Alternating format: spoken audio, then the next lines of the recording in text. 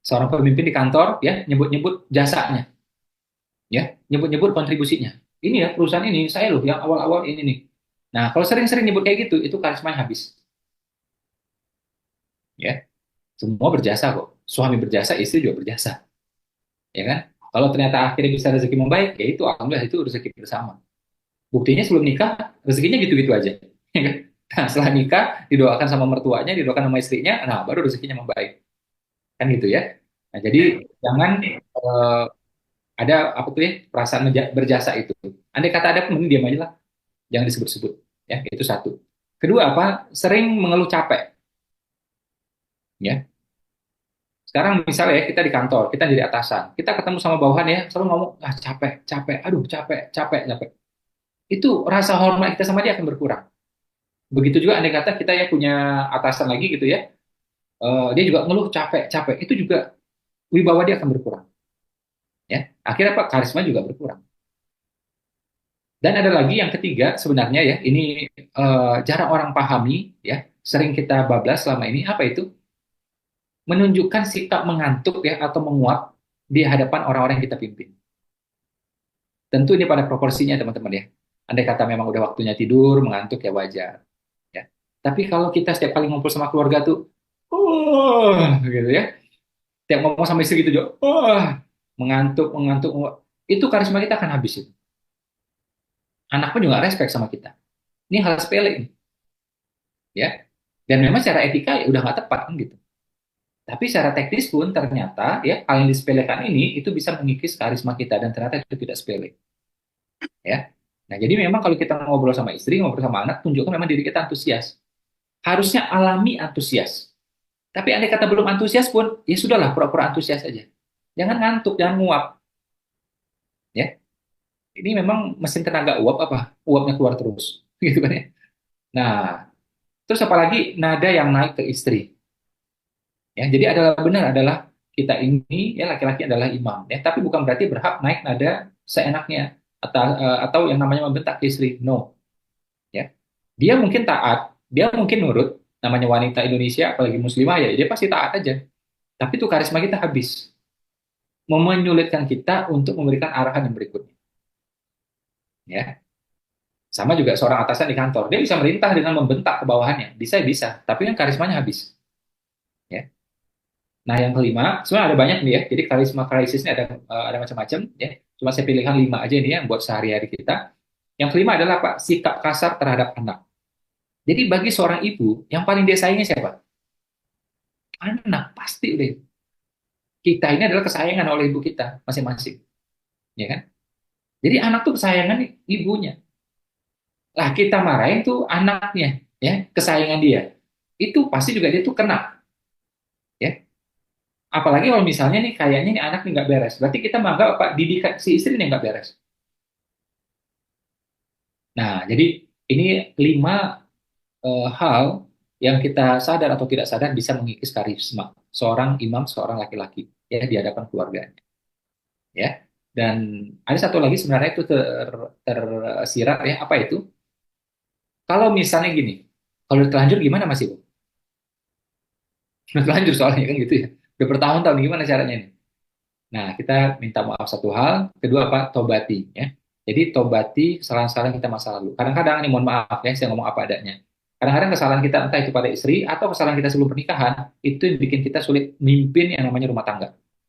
Contoh, pacaran aja udah 7 tahun, ya. Sama pacarnya ini sama ceweknya udah jungkir balik kemana-mana sudah, ya kan? Gimana mau rumah tangganya berkah coba? Ya, udah pergi sana, pergi sini gitu ya, udah jungkir balik, udah pulang malam macam-macam semuanya gitu kan? Terus mereka menikah, gimana mungkin awal pernikahan itu jadi berkah coba? Oh, tapi udah terlanjur masih ya sudah tobati, ya tobati agar apa karisma itu bisa kembali lagi, ya. Oke, kita masuk bagian berikutnya ya. Kita masuk lebih teknis lagi ya tentang kesuksesan, tentang uang gitu ya. Buka slide berikutnya boleh. Jadi yang namanya pemimpin di mana-mana, ya itu dia mesti punya vision, dia harus punya passion, ya.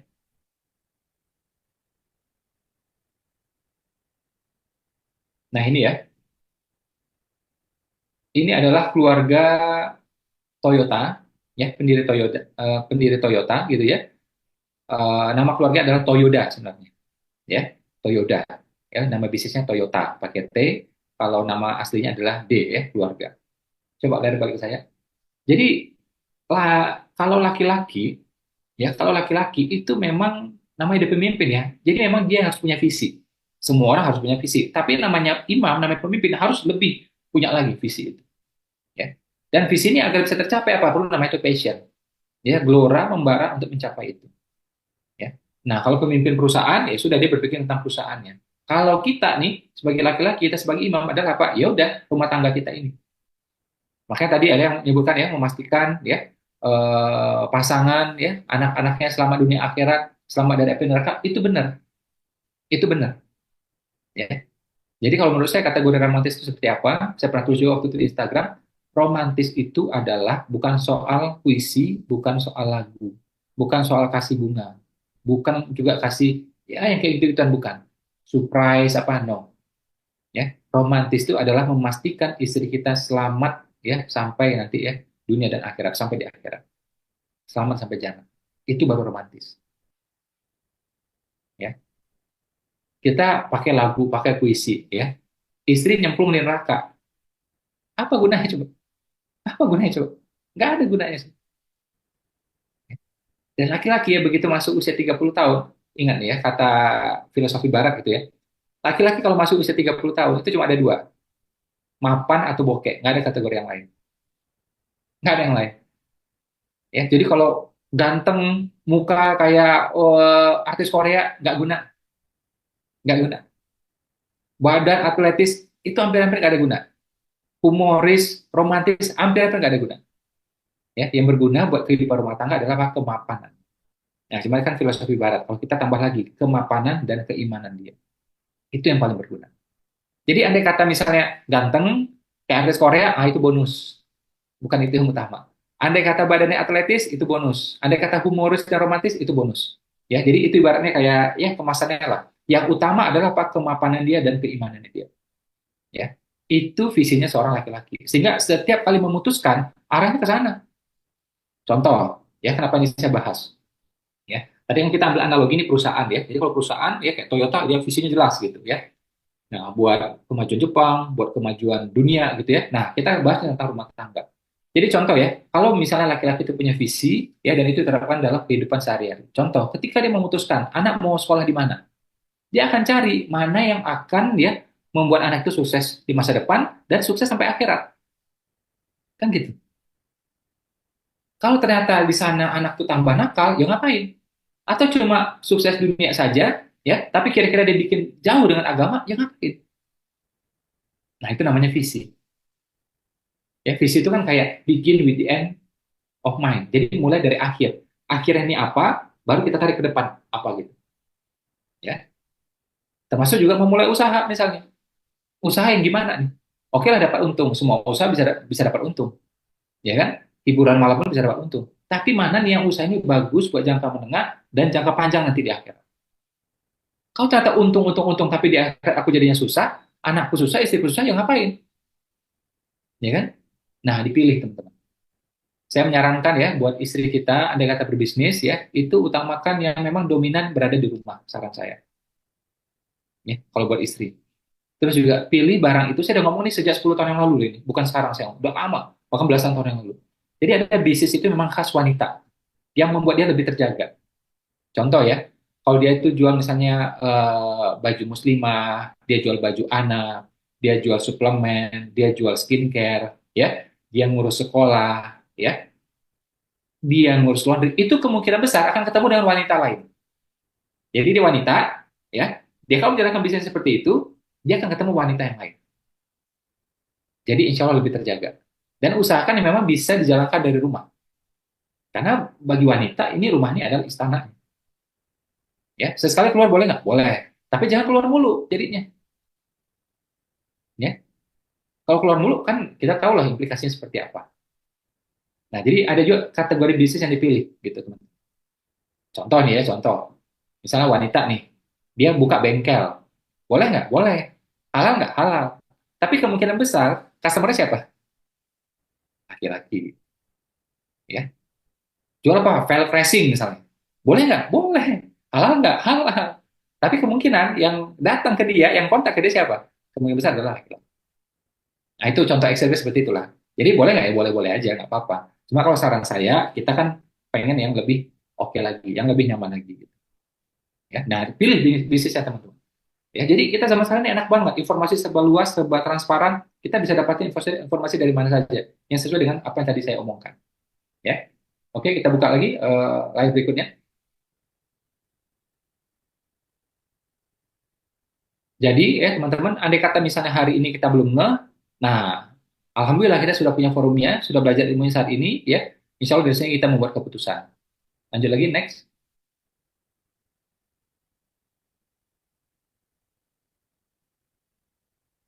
Ya, ada yang cerita sama saya, ada yang curhat sama saya. Aduh Mas Ipo, lingkungan saya parah Mas Ipo. Kalau kita ngomong sukses, nggak ada yang dengar. Kalau kita ngomong tentang impian, nggak ada yang dengar. Ya, jadi lawan bicaranya nggak ada. Apalagi kalau ngomong tentang entrepreneur, dapat uang tambahan, waduh, nggak ada yang dengar, nggak ada yang peduli. Ya, oke, coba layarnya balik ke saya. Teman-teman, ya, ini kata Rumi. Kalau semua serba gelap, berarti apa? Jangan-jangan kamulah cahaya. Yang saya bilang tadi kan, kita tertarik nih, pengen jadi entrepreneur, ya kan, pengen uang tambahan, pengen sukses, pengen maju, pengen mencapai impian. Kita ngomong sama orang sekitar, gak ada yang dengar, mereka nggak peduli hal kayak gituan. Tetangga, saudara, ya kan, teman dekat, gak ada yang peduli. Artinya apa? Gelap, gelap, gelap, gelap semua. Kata Rumi apa? Kalau semuanya serba gelap, berarti kamulah cahaya. Buktinya kamu sadar, harus maju, harus mencapai impian. Berarti kamulah cahayanya, selesai. Dan cahaya tadi, coba lihat ya, gambar tadi itu ada lilin tuh. Ya, jadi cahaya itu teman-teman dia nggak bisa dihalangi oleh apapun. Kalau lilin, ya itu bayangannya batang itu masih ada bayangannya teman-teman, ada gelapnya. Tapi bagian apinya itu, bagian nyalanya itu tidak ada bayangan, nggak ada gelap. Ya, jadi cahaya tetaplah cahaya di mana-mana. Ketika semua serba gelap, berarti kitalah yang harus menjadi cahayanya. Jangan memang kamu yang menjadi cahayanya.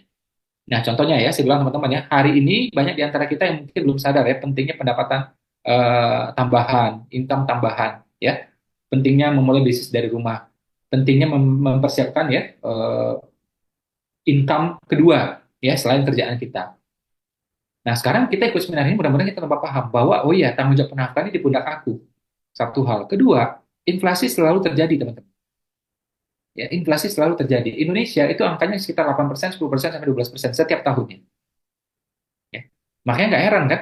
Dulu kita parkir bisa Rp500, teman-teman. Ya kan? Parkir mobil Rp500. Sekarang di kota besar, parkir Rp500 mobil, dilemparin kita, nggak pulang gitu, berantem sama tukang parkir, ya dibawa teman-temannya lagi, ya kan? Jadi harus berapa? 1.000 atau 2.000 bahkan, ya di tempat-tempat yang ramai itu 2.000. Masuk mall aja tuh kalau Jakarta tuh banyak yang sekali masuk udah 2.000 langsung. Bahkan ada juga yang 5.000 sekali masuk, ya. Bahkan ada hotel tertentu, ya saya baru masuk pertama jalan tuh 10.000 deh, baru masuk aja tuh, nanti per jam tambah lagi, ya kan? Nah itu inflasi teman, ya. Jadi ada seorang nenek cerita kan, aduh, Cuk, sekarang apa-apa serba repot, serba susah. Dulu nenek pergi ke warung, ya, itu 20.000 bisa dapat macam-macam. Dapat roti, dapat kecap, dapat telur, dapat macam-macam semuanya. Kalau sekarang udah nggak bisa. Ditanya sama cucunya, kenapa, Nek? Inflasi ya? Bukan, sekarang ada CCTV di mana-mana. Kata neneknya. Ah, ini neneknya nggak benar ini ya. Jangan ditiru ini ya, jangan ditiru. Nah, jadi teman-teman ya, inflasi itu adalah pencuri yang sangat nyata. Ya, pencurian yang sangat nyata. Ya, kita suka nggak suka, uang kita keambil. Ya, bahkan tidak bisa itu disimpan di brankas pun nggak bisa, teman. Ya, apalagi ya ini kan uang kita bersandar pada dolar, ya sudahlah, pasti akan kalah terus. Ya, nah kita mau menyalahkan keadaan makro nggak bisa kan? Ya sudah, apa yang bisa kita lakukan, teman?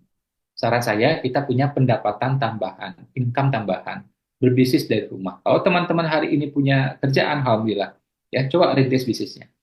Ya mumpung weekend, ya, nah coba merintis ya bisnis sampingan. Cari bisnis yang praktis, cari bisnis yang tidak merepotkan. Dan seperti yang disampaikan oleh Mas Ridwan Ghani tadi, ya usahakan punya mentor. Ya.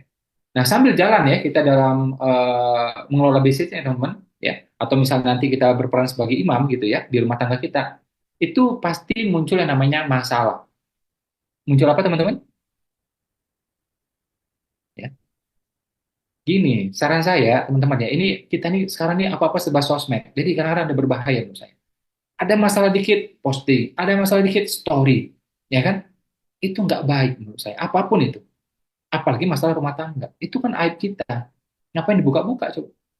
Nabi mengatakan pasangan itu apa? Itu pakaianmu kan? Jadi pakaian satu sama lain gitu. Tapi ini perlu cerita Pak. Nah, jadi kita itu ya hanya boleh cerita pada orang yang relevan, yang kira-kira bisa kasih solusi sama kita. Kita sakit, diam.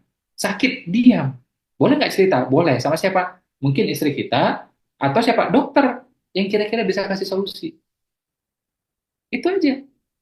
Tapi kalau kita posting, nggak perlu. Kita menampakkan masalah kita. Apa yang terjadi? Sebagian besar orang tidak peduli dengan masalah kita. Betul nggak betul?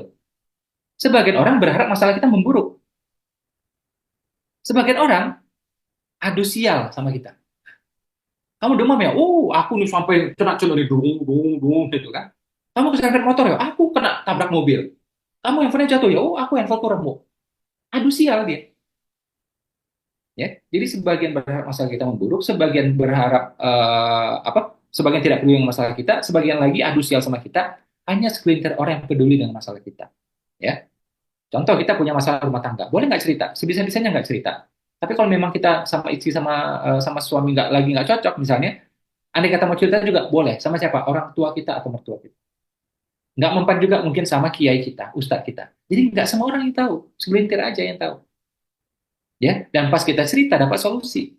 Karena apa? Ini orang tua kita, ini guru kita, ini kiai kita, kan gitu.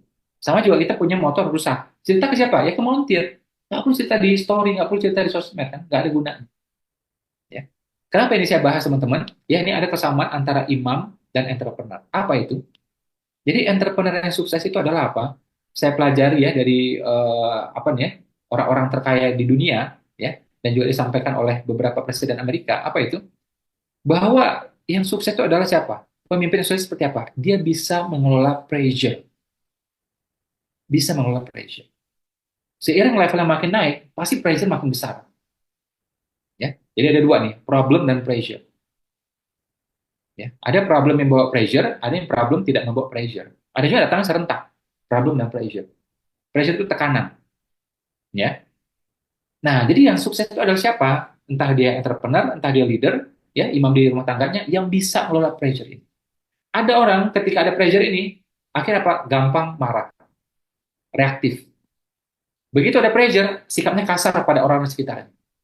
Bisnis lagi rugi, rugi, rugi, ya. Atau penjualan lagi jeblok, jeblok, jeblok gitu ya.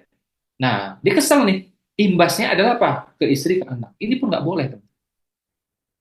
Ya. Jadi respon kita ini terhadap masalah itu akan kemana-mana antar itu. Ya. Maka saya bilang, andai kata memang kita punya masalah, konsultasi boleh nggak? Boleh. Sama mentor kita, silakan. Ya, sama pasangan kita silakan. Ya. Tapi bekal yang saya bilang adalah apa? Memang imam itu, ya, apalagi teman-teman pengen jadi entrepreneur ya, modal adalah apa? Bisa mengelola pressure. Ya. Jadi kayak saya pribadi ya, kenapa saya nggak suka istri saya sibuk-sibuk banget? Ya, saya bilang sama dia, karena kalau sibuk banget itu pasti akhirnya muncul namanya target, pengen menyegerakan, tuntas, tuntas, tuntas. Pas nggak tuntas kepikiran. Nah pas kepikiran itu kan karena diajak ngomong tuh kayak nggak fokus satu hal. Karena apa? Nada bisa naik juga. Karena laki-laki kayak gitu biasanya tuh. Pas ada kerjaan, numpuk pikiran, ya, numpuk di hati, pas ngomong, nah itu kadang-kadang nada suara juga nggak enak. Nah ini yang kita mesti cegah, teman-teman. Ini yang mesti kita cegah. Ya, oke. Boleh ditayangkan lagi slide berikutnya. Ini ada berdasarkan survei ya teman-teman ya, 200 orang-orang kaya dunia gitu ya, dan apa kata-kata yang dia pilih gitu ya. Jadi ada keunikan tersendiri. Lanjut lagi.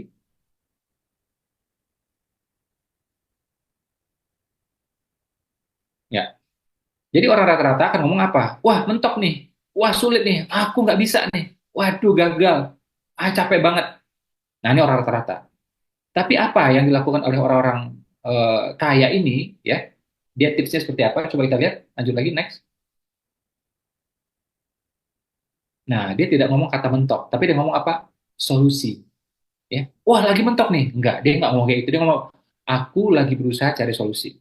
Waduh sulit nih, bukan sulit. Bisa insya Allah. Lagi cari tahu caranya.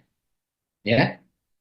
Nah, kalaupun nggak bisa, ya udah hari ini belum bisa. Besok insya Allah bisa. Lusa insya Allah bisa. Minggu depan, bulan depan insya Allah bisa. Wah gagal, bukan gagal, tapi lagi berproses. Wah, aduh capek banget, bukan capek. Ya, dapat banyak hari ini. Coba lari balik ke saya. Jadi gini ya teman-teman ya. Otak kita ini seperti Google. Seperti apa teman-teman? Google. Kita masukkan kata apa, dicarilah itu. Kita masukkan kata mentok, muncullah segala macam tentang mentok. Artikel, web, video, audio, ya dokumen-dokumen tentang mentok. Otak kita kayak gitu. Jadi kita bilang nih, wah lagi mentok nih.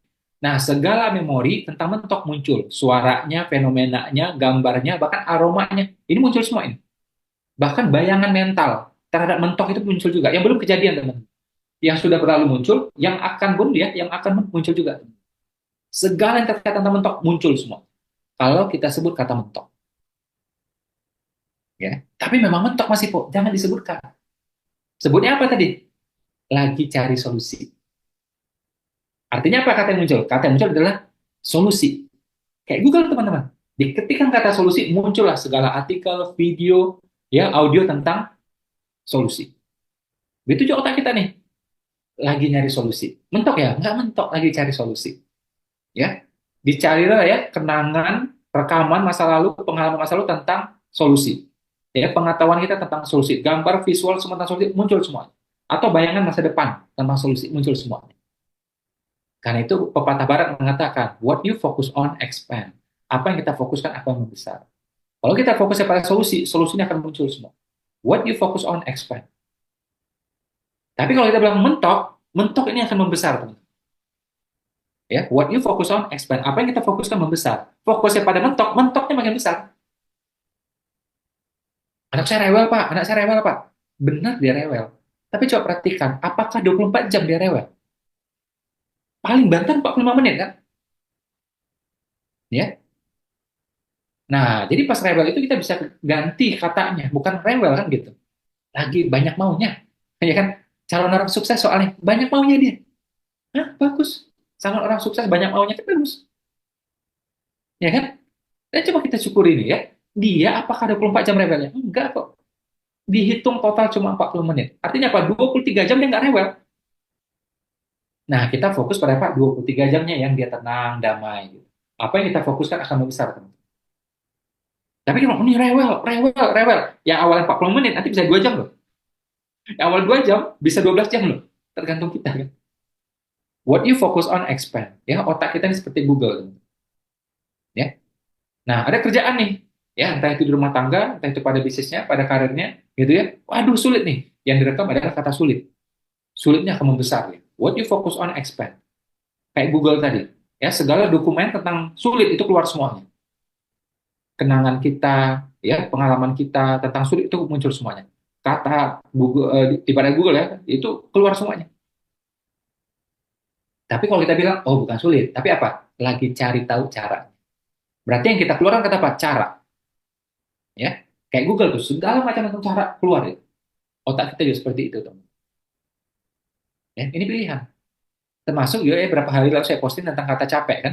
Itu viral juga alhamdulillah. Mau dipakai audionya silahkan. Ya. Daripada kita ngomong kata capek dan memang kita capek, ya ganti katanya. Contoh teman-teman hari ini belajar 1 jam sama saya, 1 jam sama Mas Ridwan Gani. Capek nggak? Ya capek lah. Duduk denger ini capek juga. Ya kadang-kadang disindir lagi sama Sipo. Ya nggak? Gimana gak capek? Ya kan? Nah, tapi buang kata capeknya kan, karena memang kita nggak mau capek.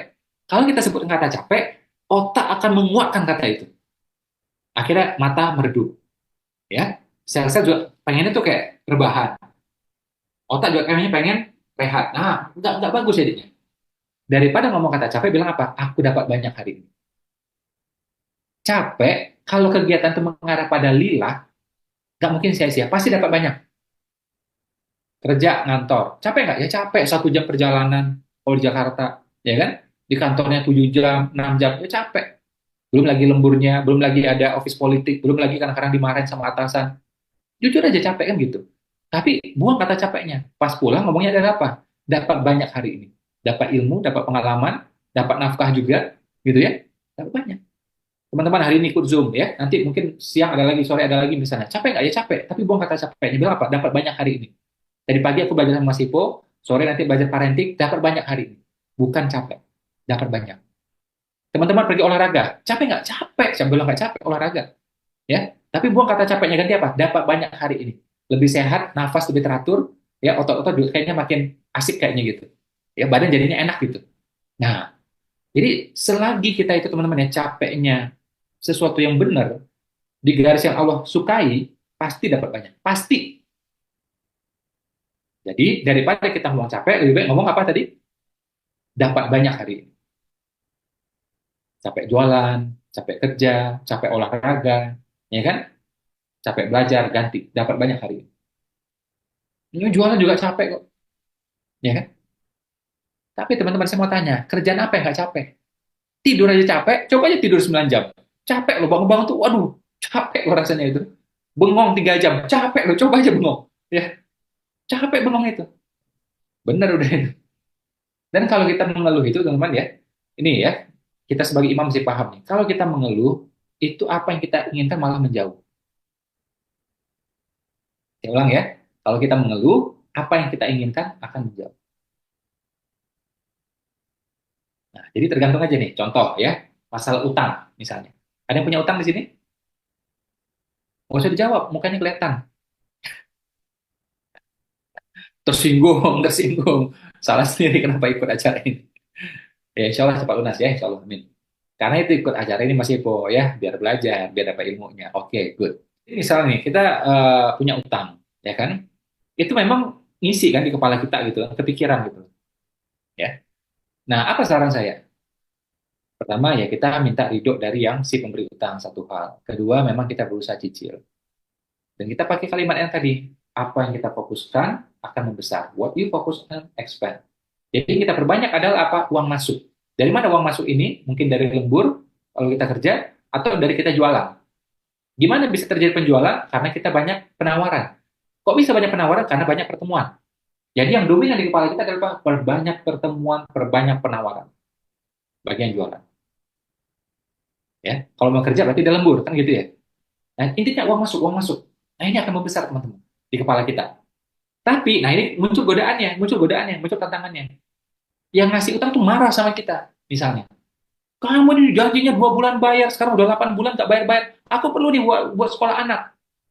Begitu dia marah gitu, menyita isi kepala kita. Ini nggak boleh sebenarnya. Karena apa? Apa yang dominan di kepala kita, itu yang jadi realita. Saya ulang ya. Apa yang dominan di kepala kita, itu yang jadi realita. Jadi harusnya apa? Fokusin lagi. Jadi memang dimarahin gitu, alihkan pikiran apa lagi? Perbanyak pertemuan, perbanyak penawaran. Itu lagi. Ya. Jadi apa yang menguasai di kepala kita, teman? Ya. Utang, sakit misalnya. Memang sakit ini memang kadang-kadang ya itu menderak-derak pada pikiran kita, pada rasa kita, pada fisik kita juga. Ya. Di kulit terasa, di badan terasa, di otak terasa, semua terasa kan gitu. Nah, kita pengen apa sembuh kan? Nah, jadi yang rasa sembuh itu yang dimunculkan teman-teman. Ya, orang kalau sembuh biasanya gimana? Kalau orang sembuh, orang sehat biasanya apa? Dia lebih banyak bersyukur. Kalau orang lagi sehat, lagi sembuh dia adalah apa? Dia lebih banyak tersenyum. Ya, nah ini yang harusnya dominankan di kepala kita. Itu tantangannya. Walaupun semua orang tahu nih, kalau punya utang ya lunasi. Kalau lagi sakit ya berusaha sembuh, udah tahu. Tapi apa yang dominan di kepala kita? Ya, sama lagi ya, kita punya usaha, lagi profitnya turun, turun, turun, turun, turun gitu. Nah, yang di kepala kita turun ini kan, kita udah tahu nih harusnya apa tingkat penjualan dan lakukan efisiensi. Kita udah tahu itu.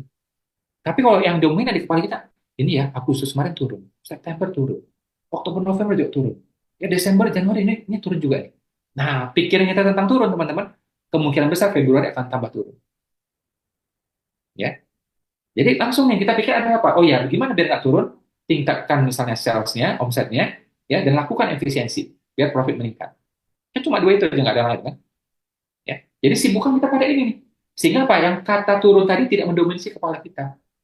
Nah, itu menjadi tantangan itu. Tapi ingat saya sampaikan tadi, kenapa saya ngomong tentang pressure tadi, teman-teman? Itulah tugasnya imam, itulah tugasnya pemimpin, itu juga tugasnya entrepreneur. Dia bisa mengelola pressure, ya. Banyak orang besar, ya, orang tuh menjadi besar, teman-teman, karena punya masalah. Ada masalah besar, hebat terjadi pada diri dia bisa atasi, dia jadi orang hebat. Tapi betapa banyak juga orang di antara kita, begitu ketimpa masalah besar apa? Belenyek, habis sudah, hancur sudah. Tergantung kan, ya. Coba tuh orang-orang hebat kan, pasti juga punya peristiwa yang kadang-kadang tuh nggak masuk akal. Ditimpa masalah yang begitu berat gitu. Dia bisa atasi, dia jadi orang besar. Ya. Sebagian orang nggak mampu atasi, akhirnya apa? Hancur. Nah, kita mau yang mana? Kita pilih yang mana? Ya. Jadi tips yang berikutnya dari saya adalah apa, teman-teman ya? Di mana kefokusan hadir, disitulah energi mengalir. Apa yang dominan di kepala kita, itu yang kemudian ya kemungkinan jadi realita. Jadi hati-hati nih apa yang mengisi di kepala kita. Karena itu para mentor mengajarkan. Kalau memang kita pengen dapat uang lebih, kita pengen jadi entrepreneur, kita pengen belajar menghasilkan, bergaulah dengan orang-orang yang seperti itu, agar itu mendominasi pikiran kita, pandangan kita, telinga kita, ucapan kita. Kita contoh hari ini adalah karyawan. Alhamdulillah, ya. Kayak Mr. Josh ya, awal juga dia kan karyawan. Tapi pengen jadi pengusaha, pengen jadi entrepreneur, gimana caranya? Pergaulan. Agar apa? Penglihatan, pendengaran, ya, itu ya tahunya tentang pengusaha, tentang bisnis semua. Agar itu dominan di kepalanya.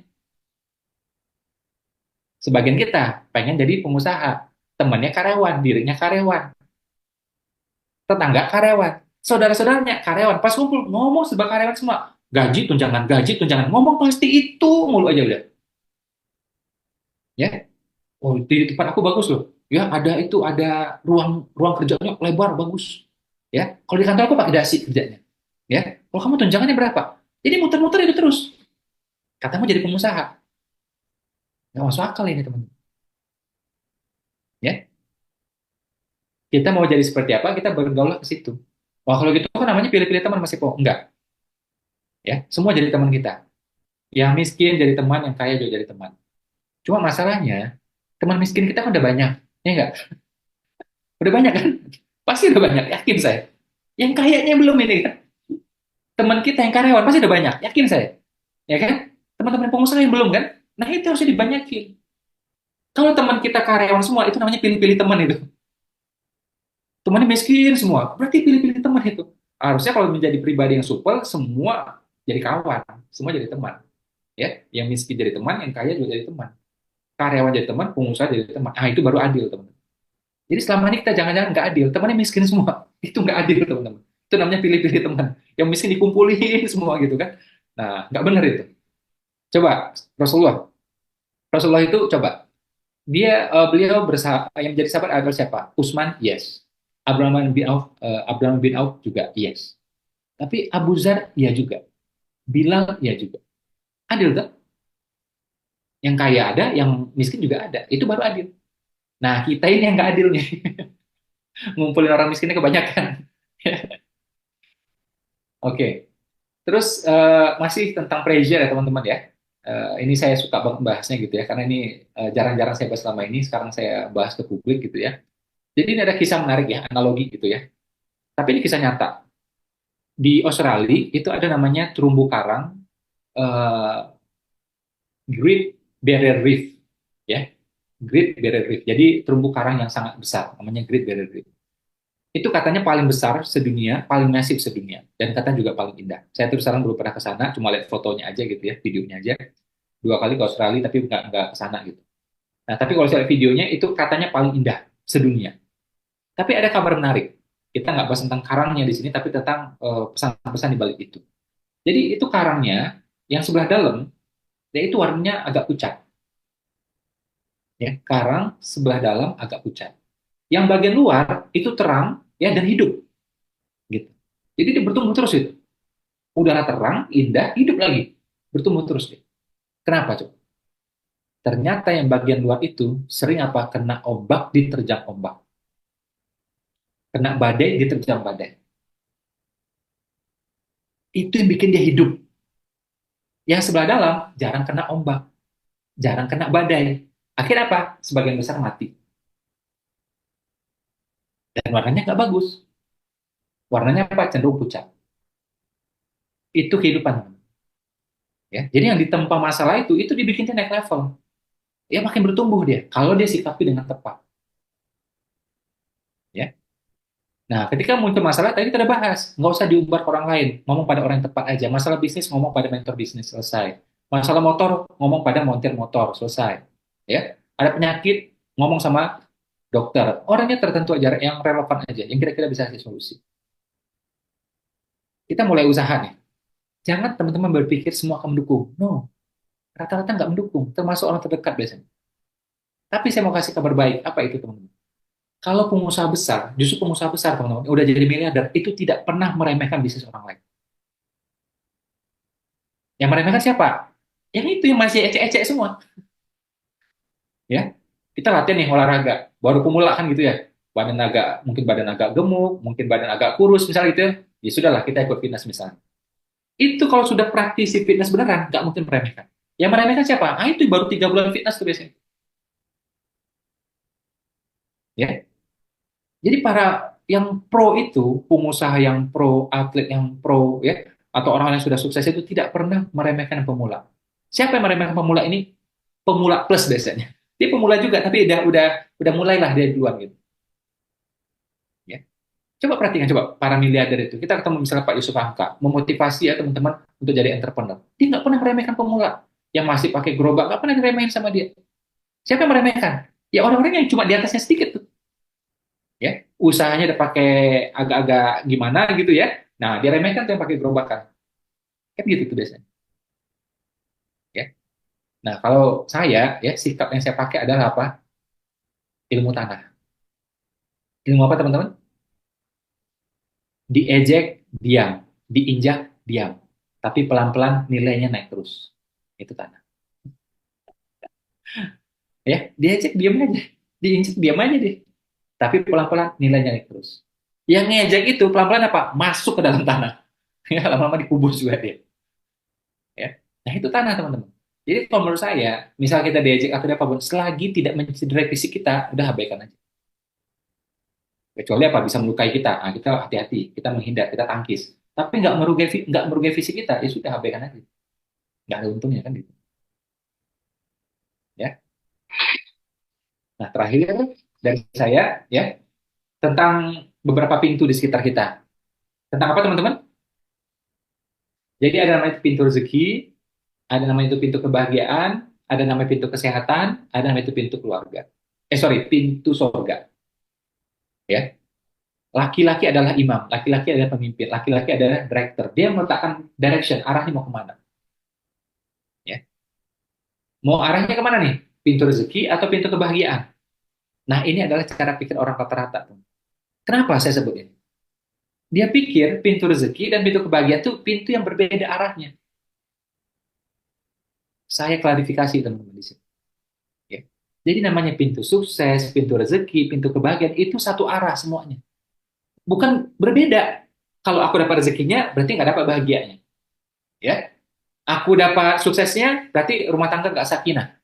Berarti rumah tangga terabaikan. Bukan seperti itu. Dia satu arah semuanya. Pintu kebahagiaan, pintu sukses, pintu rezeki, ya, pintu kesehatan juga, bahkan juga pintu surga. Jadi kalau kita jalankan bisnisnya dengan tepat, menjalankan bisnis dengan tepat, teman-teman, insya Allah apa barokahnya juga muncul. Pintu rezekinya dapat, ya. Dan karena penafkaran yang baik itu, insya Allah apa rumah tangga juga tambah tentram, pintu bahagia kebuka, ya. Pintu sakinah kebuka. Kalau pintu sakinah, pintu bahagia kebuka, mudah-mudahan nanti ujungnya adalah pintu surga. Ya. Orang selalu ribut ya. Ini kemarin juga beberapa pakar bahas ya, bahkan seorang profesor juga bantah-bantahan gitu ya dengan profesor yang lain tentang work-life balance. Ada yang mengatakan ini bisa tercipta dari awal. Ada yang mengatakan ini nggak bisa tercipta dari awal. Ada lagi yang mengatakan kalau kamu pengen sukses luar biasa nggak mungkin ilmu balance. Ya. Terus bagaimana Islam menjawab? Kalau menurut Islam itu bisa balance semuanya dari awal sampai akhir. Karena apa? Semuanya menyatu mestinya. Saat teman-teman cari nafkah, oke dapat uangnya, tapi apa? Itu kan juga bagian dari ibadah. Betul apa betul? Entah dapatnya 2 juta atau 20 juta, tetap disyukuri. Ibadah juga. Begitu disyukuri, tambah bahagia. Pintu rezeki iya, pintu sukses iya, pintu bahagia iya, pintu surga juga iya. Nyatu dia teman-teman. Menikah nih dengan seseorang, ekonomi nggak berubah. Mohon maaf tetap miskin misalnya. Oke? Dia berikhtiar. Ikhtiarnya ibadah nggak? Ibadah. Karena suami istri saling mendukung, saling support, saling menasihati, saling bersabar, ibadah lagi dua-duanya. Ya kan? Jadi pintu rezekinya belum kebuka, tapi pintu bahagianya sudah. Kalau pintu bahagia sudah ada, pintu syukur sudah ada, mudah-mudahan pintu rezeki jadi kebuka. Nyatu semua teman-teman. Ya. Jadi Islam tidak menganjurkan namanya sekularisme. Apa itu? Sekular itu memisahkan teman. Ya. Nah kita nggak mau kayak gitu. Jadi yang saya yakini sampai hari ini adalah apa? Pintu rezeki, pintu kebahagiaan, pintu kesehatan, pintu surga itu satu arah semua. Loh, tadi Mas Ipong ngomong tentang kesehatan. Yes. Contohnya ya, bagi yang muslim, teman-teman sholat. Apa itu? Mudah-mudahan menuju pintu surga. Betul apa betul? Tapi teman-teman sholat, kira-kira bikin sehat nggak kira-kira? Sehat. Terus agama bilang lagi, kalau bisa nih ya, sebelum subuh, tahajud dulu. Tahajudlah kita. Mudah-mudahan tambah pahala kita menuju pintu surga. Kan gitu ya, benar-benar. Kan gitu ya teman-teman. Tapi begitu kita tahajud, tambah sehat nggak kira-kira? Tambah sehat juga. Nah, tahajud nih saya ngomong nih. Tahajud tadi terus sholat subuh. Begitu dia tahajud, mulai dari sholat subuh teman-teman, rezeki tambah baik nggak kira-kira? Pintu rezeki kebuka juga. Jadi nyatu semuanya ini, satu arah dia. Ya, kalau nyatu mungkin saya belum istilahnya kayak belum tepat ya, tapi dia tuh kayak satu arah teman. Itulah pintu rezeki, disitulah juga kemudian ada pintu bahagianya, atau mungkin karena pintu bahagia dulu baru pintu rezeki, ada juga pintu kesehatannya dan pintu surganya ujung-ujung. Hal sepele misalnya, bagi teman-teman tadi ya, misalnya menjelang acara ini, untuk ilmu kan, acara keilmuan kan, teman-teman berwudu misalnya, apa itu coba? Oh, pahala masih pewudu, oke, ya berarti apa? Ini arahnya pintu surga, kan gitu ya? Saya tanya, wudu tadi kira-kira sehat nggak? Pintu kesehatan juga. Begitu dia wudhu, dengan materi ini apa? Lebih nangkep mudah-mudahan. Setidaknya barokah ilmu itu dapat pada dia. Ya. Dan mudah-mudahan nanti dia praktek. Ngefek nggak pada pintu rezeki?